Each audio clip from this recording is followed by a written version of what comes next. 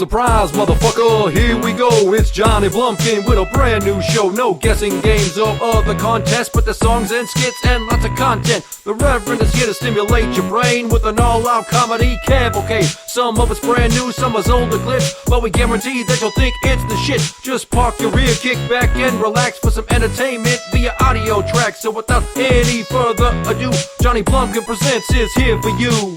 Johnny Blumpkin Presents. Johnny Blumpkin Presents.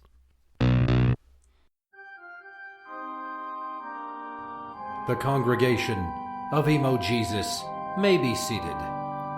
A reading from the Book of Blumpkin.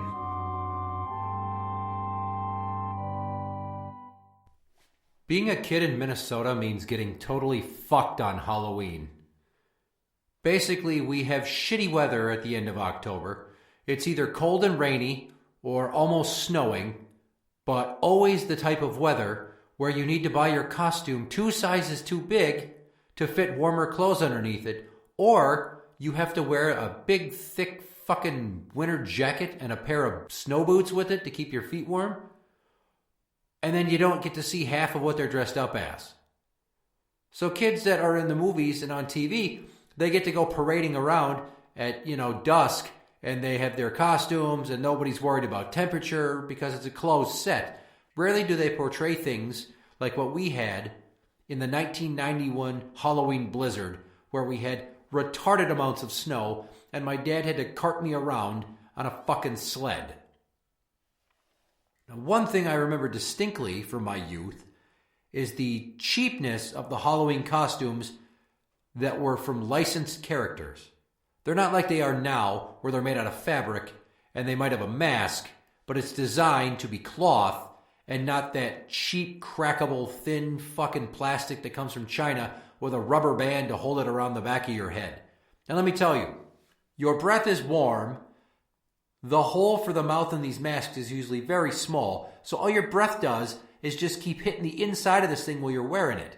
And then it condensates because the air around you is cool. Then you just end up with this weird chapped fucking chin from the drool and all that from your trick-or-treating. And then the fucking outfit, the lower portion, isn't fabric as much as it's just almost like tarp-grade plastic with some really crappy design on it.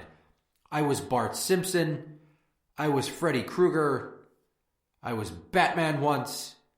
And then another year I wore one of those pullover rubbery Halloween masks. And that apparently doubled down on the hot breath and the drool and the chapped chin shit. And I gotta say, I feel like I would have had a much better set of Halloween memories had I been raised in a state that had a more arid climate. And I'm not looking forward to this year where I have to walk around with my kids when they complain about how cold they are getting free candy, and my fingers tingle from the borderline frostbite that I will incur while walking them around to do so. If your personal life is not what you want it to be, then listen to me, the Love Guru. Today on the Love Guru, I'm here to give you a bit of cautionary advice. Being that it is Halloween party season, I want to warn you about the sexy costume effect. This time of year is filled with social gatherings where the females of the species seem to test the boundaries of public decency laws with the outfits they choose to cavort about in. Each year at Halloween parties across the nation, beautiful ladies that are complete and total dumpster fires trick men into hooking up with them. Some are just trying to get some affection. Others want to trap a man into thinking they are worth his time, when all they are is just a gilded turd. Don't let a little bit of extra skin showing hypnotize you out of your senses. Many of them show up to these social gatherings, underdressed for the weather, and looking like they're here for an Eyes Wide Shut party, starring the female version of the Village People. These are not the women you need in your life. Example, you go to a festive get-together and spot a naughty nurse. At face value, she is absolutely sexy. You cannot take your eyes off of her, and she clearly likes the attention. There's a problem, though. Beyond the knee-high white socks, mini skirt, and tight-fitting medical worker outfit that shows more cleavage than most providers allow, she has a myriad of personal issues. She is broke. She's looking for someone to care for her. She has spotty employment. She cannot remember to take her birth control pills on time. And she has no housekeeping skills to speak of. The bathtub in her efficiency apartment is covered in loose hair and soap scum. There are clothes all over the floor of her bedroom, and the pillowcases are covered in so much makeup from nights of passed-out slumber that they look like a clown-painted shroud of Turin. She laughs at all your jokes way too hard and can't keep her hands off of your arms and keeps playing with your hair. She pays you compliments. Run! It's a trap! Don't let this failure to launch trick you into a one-night stand that you'll regret for the next 10 months and 18 years. Then she'll be demanding monthly cash injections to feed her hair and nail habits instead of baby clothes and diapers or items for school as needed. Beware the woman who is dressed as a sexy law enforcement officer. Sure, the scantily clad lady cop near the tippy cup game has luscious lips and a backside you can bounce a quarter off of, but she is also off her meds and going to end up asking you to choke her during coitus. Then claim you abused her. Why? Because her father was never around, and she craves attention. So she'll albatross your entire life for 2 weeks of sympathy likes on her social media accounts. In reality, Officer Booty Cheeks is no stranger to the view from the back seat of a police car. So when she tells you that she would like to conduct a search of your person, take heed. She knows the procedure a little too well. Don't let this little piggy arrest your better judgment, or you could end up behind the bars of a mental prison where she is the warden. Pick the more modestly dressed witch costume wearing redhead. Well, you can't take her out with you while the sun is up. You can rest easy knowing that she isn't going to try to bankrupt you or pathologically lie to get extra attention. And who doesn't like freckles? Come on. Careful of the hastily blood-smeared zombie cheerleader. She may not be a man-eater, but she will be a cannibal who consumes your soul. Figuratively. It's all high school pep rally flashbacks and pigtails at first, but soon after she consumes 3 to 5 alcoholic beverages, the truth will come tumbling to the forefront. No grown woman should be waving pom-poms. Instead, they should be waving a paycheck or medical insurance card. Sure, it's fun to take her home and let her be aggressive, aggressive, but you'll find that she has a roommate that is way more stable. You will want her instead, but you cannot have her because you're already stuck with the crazy one. You will be trapped with the half of this duo who watches Gilmore Girls and considers Cosmo to be literary journalism at its finest. It's like you're anchored to the bottom of the human pyramid, not the apex. Similar sentiment can be regarded towards sexy nuns. Yes, I know it's taboo. They're supposed to be holy women, and there is something intriguing about getting underneath that holy cloak, but they won't absolve you of your sins. They will baptize you in waters of their emotional baggage. She will be the guilting type who won't let you forget any of even the most minute of mistakes you make. Now, it could all be due to some past Catholic school-related trauma, but watch her turn from racy woman of the cloth to absolute basket case in the flip of a couple of rosary beads. However, if you should meet a sexy librarian, then by all means, peruse her periodicals. Only intelligent, fun, and worthy women would choose a costume like this. They tend to be sarcastic instead of bitchy, and most of them will have vocabularies that include 7 and even 8-letter words. She'll probably be the one standing next to the sexy Red Riding Hood or the slutty Harley Quinn, silently sipping a hard seltzer and casually observing the room. Know that she takes the time to research her moves and only gives her time to those who bring back their materials on time. It is perfectly okay to let her check you out and catalog your Dewey Decimal System. By all means, get her number, start a relationship. You cannot lose with this one. Odds are she will be the most emotionally mature and least likely to cause a scene of all these underdressed women at these holiday Halloween parties. After all, librarians prefer things to be calm and quiet. Have yourself a happy Halloween, and don't be tricked into giving your treats to any ghouls.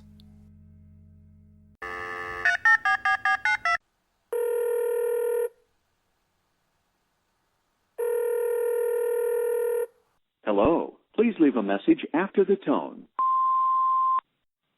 Hello, we are not available now. Please leave your name and phone number after the beep. We will return your call. I finally found the right house, you dirty bitch. Yeah, that's right. I know where you... Where's all the fucking furniture? Did you move? You dirty bitch. How dare you leave? You know I'll find you. Eventually. Perhaps, I don't... It's like you don't even want to talk to me anymore. Do you have any idea how hard it is to conceal myself in all dark clothing and avoid street lights? They're literally everywhere these days, thanks to all these homeowners associations. And eventually make it to the right road, to the right house, and get up to the window. And then you're not even here. I don't even understand what's going on. This is the game. I track you down. I say mean things into the phone, and then you cry about it, and then I suck that negative energy, and it feeds my soul. But if you're not here, I can't do that. So now I'm having a lot of conflicted emotions, and I just wish you would stop playing these games with me. I miss you. You dirty bitch.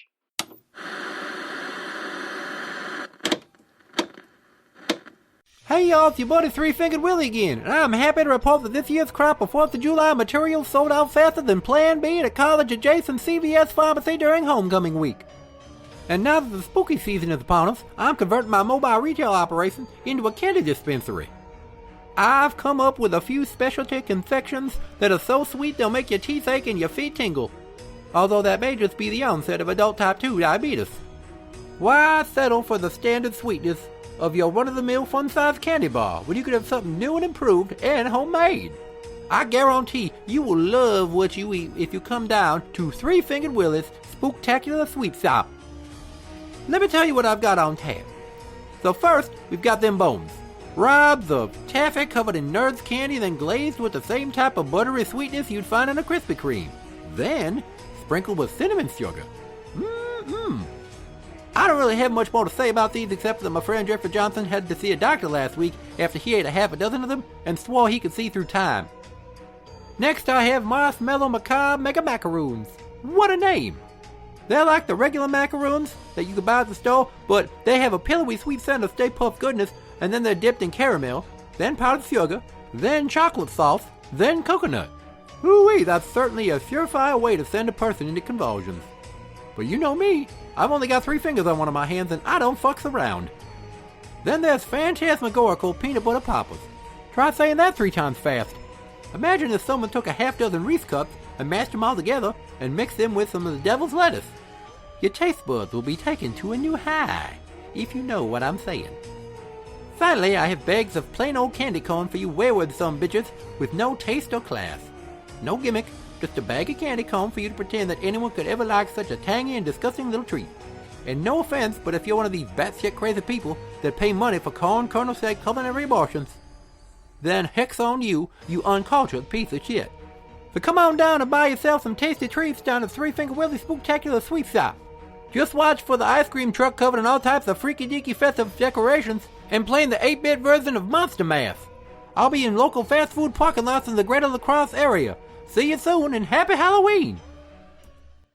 Sick and tired of neighborhood kids that toilet paper your trees, egg your house, and leave piles of feces in brown paper bags on your doorstep? Don't be the victim of these types of vicious vandalism again this year. Call Nagger Nappers. We'll make sure that those little mischief makers end up with a pumpkin bucket full of humility. We'll make the things that Pennywise did in the movie It look like child's play. Call 1-800-NAGGERS. That's Naggers with an A. I'm willing to bet that the novelty of our little wordplay and our name has long since worn off, but corporate rebranding is not cheap, so onward we shall go. Nagger Nappers, helping you reclaim your life. It's time for another good idea, bad idea, with Jesse the Body. Good idea. Handing out full-size candy bars on Halloween because kids like the big ones more. Bad idea. handing out Magnum condoms on Halloween because even though the moms like the big ones more, the kids think they're water balloons. They fill them up, toss them all over the place. They're in the street. It's an environmental hazard. Birds eat these things and die. Or more likely, the police will mistakenly think there's an epidemic of random outdoor sexual activity and patrol the area even more, which ordinarily wouldn't be a problem. Except I'm getting sick of not being able to hang out at the park and watch lady joggers without being stopped, frisked, and questioned by the local authorities. Good idea. Wearing a spooky zombie costume to work to show how festive and fun you are to all the people at the office. Bad idea. Wearing a spooky costume to the memory care ward at a retirement home and pretending to be the reanimated corpse of one of the widower's husbands. Hey, Ethel, it's me, Arthur, and I'm here to take you to the afterlife. Haha, just kidding. Ethel? Are you alright? Why are you clutching your chest? Oh god, time to go!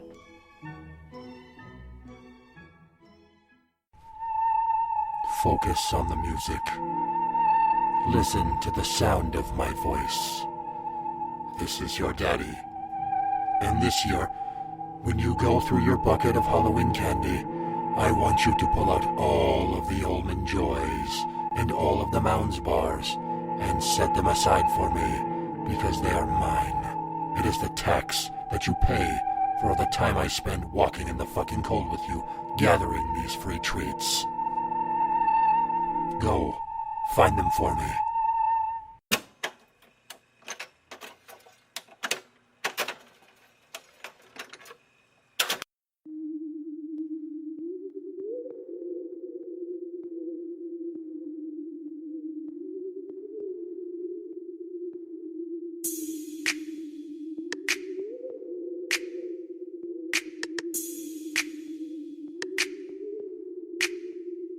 Saw it on Pinterest, a DIY ghost costume. Went to YouTube for a visual how-to. Gather materials from my wife's sewing room. Grab the sheet, magic marker, and the scissors too. Video with 4 steps to get you looking slick. Drape the bedding over my head real quick. Use the Sharpie to mark the eye holes in the mouth. Grab the fabric shears and cut them bitches out. Never check my reflection, think I'm looking good. Grab my shell tops and step out into the hood. Figured I'd join my kids who were trick-or-treating. Didn't know I'd end up trying to dodge a beating. Made about 3 houses before things got weird. Someone yelled, "What the fuck?" Then a crowd appeared. They walked up and asked me what my problem was. I was puzzled at the question, all because I never realized the sheet went up into a point. Now I'm running from my life from some neighbor boys. Couldn't go home, cause then they know it's me. Maybe I should try to hide behind a tree. Caught my breath for a second, then thought I'm screwed. I went out looking like a motherfucking Klansman dude. Oh my god, didn't peep how I looked in the mirror. My pulse rate's like 200 BPM from the fear. Before I could ditch a costume, I heard there he is. Tried to run, but I stepped on a pile of dog shit. Slipped and tumbled out the sheet. Quickly jumped to my feet, then made a beeline for the park at the end of the street. I was sucking wind half a block into the chase. The cool night air stung all the sweat on my face. Had a head start and a near marathon pace, but they were closing in fast and I was losing the race. Sure, I jogged, but these kids had youth on their side. I might be taller, but they're taking fucking track star strides. I hopped the fence and fell again, and before I could rise, I felt the flurry of punches to my nose and eyes. So many hands, I felt like Goro from Mortal Kombat had come to life and was whooping my ass. I begged for mercy and told them it was all a mistake, but it was too damn late and I felt my nose break. Then they all started kicking me in the ribs. Police day sure churn out some vicious kids. I started coughing and a porch light nearby flashed. Then those little frightened heathen took off on a dash. An old man walked up and came to my aid. He could tell by my expression I was in some pain. He brought me inside his house and grabbed me an ice pack. Walked me over to his couch and laid me on my back. I explained the situation and he started to laugh. Then he went into his story about times of the past. He said his daddy will be proud of the sheet I wore and that he'd never met another full member before. I jumped off the couch and ran out of the house. The story spilling out his mouth took place in the South. A real Klansman living right down the block. My head started spinning. It was a total shock. No time to freak out. Gotta get back home. Turn around and I almost tripped over a damn lawn gnome. Trying to get her to side before the bullies came back, but got hit by a Ford Explorer sport track. The impact knocked me right up out of my shoes. Bounced off the hood, the windshield, and rolled off of the roof. The driver panicked and sped off into the night. Couldn't move no matter how hard I tried. Pain radiated down my legs and up my back. Felt like I was having a fucking heart attack. laying lifeless on the pavement and spitting up blood. Then a white light washed over me in a flood.